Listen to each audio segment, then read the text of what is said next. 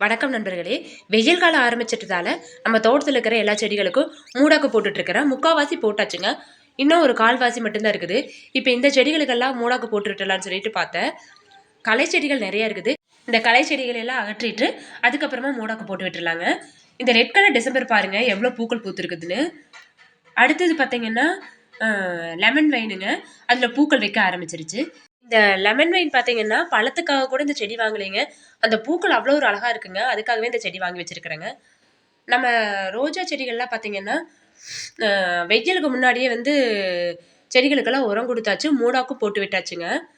இப்போ அந்த ரோஜா செடியெல்லாம் கொஞ்சம் பூக்கள் இருக்குதுங்க. அந்த பூக்களை எல்லாம் அறுவடை பண்ணிக்கலாங்க.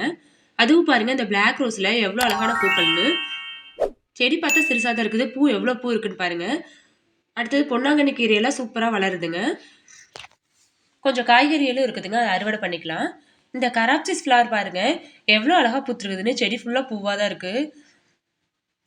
அதுக்கப்புறம் பார்த்தீங்கன்னா மிதிப்பாகலில் கொஞ்சம் பாகக்காய் இருக்குதுங்க. அதை பறிச்சுக்கலாம். பாகக்காய் பொறுத்த வரைக்கும் பார்த்தீங்கன்னா இலக்கடியில் இருக்குங்க. நல்லா இலையை தூக்கிட்டு பார்க்கணும். இல்லைன்னா அந்த காய் இருக்கிறதே தெரியாமல் போயிருங்க.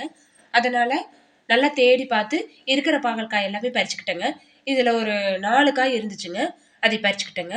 அதுக்கப்புறம் பார்த்தீங்கன்னா இந்த பீட்ரூட் செடியெல்லாம் பாருங்கள் சூப்பராகவே வளர்ந்துருக்குது. இன்னும் ஒரு 10 நாளில் நம்ம அறுவடை பண்ணலாம். கிழங்குலாம் நல்லா பெருசாகிடுச்சுங்க. அதுக்கப்புறம் குடம் தக்காளி. இதில் ரொம்ப நாளாக நமக்கு காய் கிடச்சிக்கிட்டே தான் இருக்குதுங்க. இன்றைக்கி கொஞ்சம் காய் இருக்குதுங்க. அதையும் பறிச்சுக்கலாம். அதுக்கப்புறம் பார்த்திங்கன்னா கொத்து கத்திரிக்காய். அதுலேயும் கொஞ்சம் காய் இருக்குதுங்க. அதையும் பறிச்சுக்கலாம்.